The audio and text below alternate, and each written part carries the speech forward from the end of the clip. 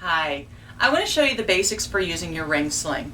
Now the first thing we'll need to do is figure out how to thread the rings, because your sling is going to come like this and there's no way to carry the baby like this until we put it together first.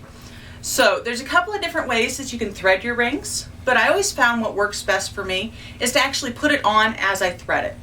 So you're going to start by putting the rings on your non-dominant shoulder. I'm a righty, so I'm going to wear the ring on my left shoulder. Most people will wear their sling on their non-dominant shoulder. It makes it easier to use your dominant hand to grab things.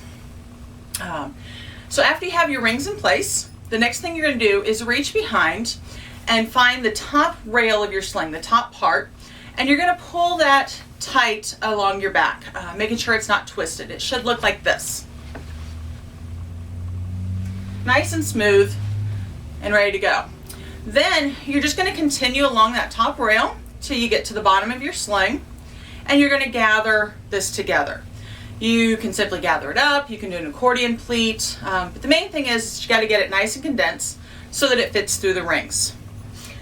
Then you're going to reach through the rings so that you can grab the fabric and just pull it through. You may need to lift the fabric here at your waist if it gets caught on your body, just to allow it to slide more easily. After you have it through the first time, you're going to lift that top ring and pull the fabric through the bottom one. Now, when you want to tighten the tail of your sling and get it to the correct position, you're going to pull down and out at a diagonal motion. If you go straight down or if you go straight out, you're going to have more friction. It's going to pull harder. It won't move nearly as easily. So if you want to move down and out at a diagonal motion, and that'll tighten up the sling to where you want it. You want to leave a little bit of room so that you have room to get your baby in, and we'll talk about the positions later.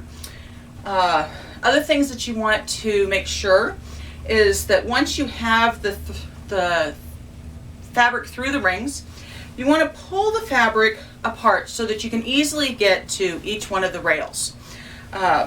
You will find points where you want to adjust the rails individually. So being able to pull on them separately is important, and make sure that you're getting the right rail with the right that you're wanting to pull. The next thing that you want to make sure is that you have the rings in the proper position. The rings should be halfway between your shoulder and your breast, so right here. That's going to make it a whole lot more comfortable for you. And to make it foolproof, I added my Snuggie Baby label right here on the shoulder cap. So if you put that right on the top of your shoulder, it should keep your rings in the correct position.